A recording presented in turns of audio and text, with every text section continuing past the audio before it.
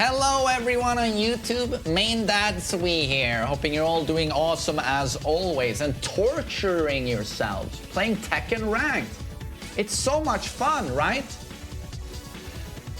So, I want to talk about the upcoming Japanese fighting game developer roundtable talk of honor and integrity and greatness. We're going to get the trailer for the final Tekken 7 DLC character. I mean, I take it for granted. That's what happened last time. We had one of these roundtable discussions. So we're having it now on Sunday. At least my time zone, it's Sunday at 10 to 6 in the morning. And I will be, so you're going to have to check out your what that means for you. It's already scheduled on YouTube. You can find the roundtable conversation, and it will go live on Sunday at 5:50 a.m. Central European Time. So you're going to have to see what that means for you in your time zone. I will be restreaming it, just like I did last time. It's gonna be a lot of fun. And what they did last time was that they did 60 minutes of Q&A with all of these. There were like 15 Japanese developers there, Harada one of them. And then they all took their turns in showing some new stuff. Or some of them just saying briefly, we don't have anything to show right now, but believe us, we're working hard. And last time, of course, we got the trailer for Kunimitsu. So I'm thinking, you know, we're going to get to see the final DLC character. So yeah, please make a note of that. I'm sure it's going to be super hype. And I want to talk a little bit about my predictions for the reveal. And I've said it before, I don't think it's going to be a guest character, anything of those types of proportions. And that's because it wouldn't make sense to this late in the game's lifespan introduce a super hype guest character. To me, that just doesn't make sense at all. You do something like that pretty early on in the game's lifespan. But that's my opinion. I don't think like it would make a lot of business sense to drop something that big this late. So I think it's going to be yet another like legacy character like Kunimitsu, but I think this time it's going to be, my bet is Jinpachi or Ancient Ogre, or maybe True Ogre, like a boss type character. It would be cool and kind of epic to finish off the DLCs with that type of character. But what I'm really hoping for is Jinpachi. He's really cool. He's one of the coolest Tekken bosses of all time. He's super cheap. That's why I'm showing some Tag 2 footage here in the background, which was, of course, the last time we had him playable. And he's a very fleshed out character in Tag 2. He's kind of fun to play. He's kind of interesting. He was the easy mode pseudo Mishima.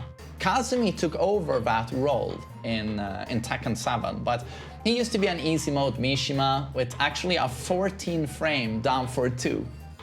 Just easy mode. You just press down for 2 and you got a highly damaging 14 frame launcher. But he was so unbelievably cheap.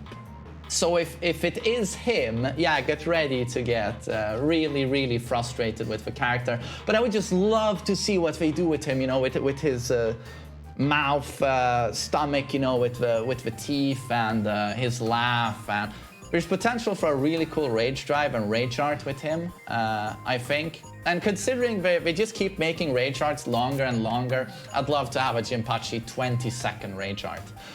But also Ancient Ogre or True Ogre would be really cool to me. Also just such a wonderful like legacy boss. So those would be my bets. There are some people who want to see Jun Kazama and who, you know, deeply believe we're going to get Jun. And I just don't think so at all. I think Asuka is permanently the new Jun. And she has too much significance in terms of story. Too much. It's like Jin's mother, Kazuya's one night stand. You know, I have such a hard time believing they would in Season 4, super late into the game, go, oh, you know what, let's just drop June into the mix. If they were to reintroduce June in a Tekken game, they would do so in the main cast, and maybe in Tekken 8 if she is featured somehow in the story mode. So I just have a hard time seeing that. And then there's also the question of this picture that Harada showed on his Twitter quite a few months ago now, where Lee was standing in a Shinjuku-type stage. In the background, you saw a store that you see in the Shinjuku, and that led everyone to believe, including me, that we were finally going to get Kazuma Kiryu, is his name, right, from Yakuza. But this was eventually put on blast, or this little dream was finally punctured and vaporized by the Sega. What is it? The director? Was it the director of a Yakuza series who said that Kazuma Kiryu would never ever lay a hand on a woman? So that's why he does not want to see Kiryu in a fighting game. Because in fighting games, you can beat up on the women. He does not want to see Kiryu do that. So, yeah. So that was that. But that also makes me go like, then why did we see Lee on a on a Shinjuku-type stage? That's what I can't wrap my head around. I was thinking, and I was dreaming that we were going to get the final character on stage, or stage would be Shinjuku from Tekken 4. Reimagined for Tekken 7. Would have been so amazing. But how could that happen now? It would be if someone from Tekken 4 Combat is the final character or something. And a lot of people think it's going to be Mokujin as well. I see a lot of traction for this, and it's not going to be Mokujin. That would seriously... It just doesn't make sense out of a business perspective. Mokujin wouldn't garner any hype because he's not really a character. Even though some people see him as a character, he mimics the others, and he can't talk. In terms of story, in terms of visual appearance, there's not too much there. So I wouldn't get my hopes up for Mokujin. Yeah, I really believe it's going to be Jinpachi or Ogre, and if it's Jinpachi, I am going to, for the lack of a better expression, I guess, cream my shorts on Sunday. If it's Jinpachi, that would be super hype for me. So again, just to stress, it's going to be on Sunday, 5:50 a.m. for me, Central European time. I will be streaming it live, so do check out my stream if you're up that early. If you're in Europe, it's gonna be really hype.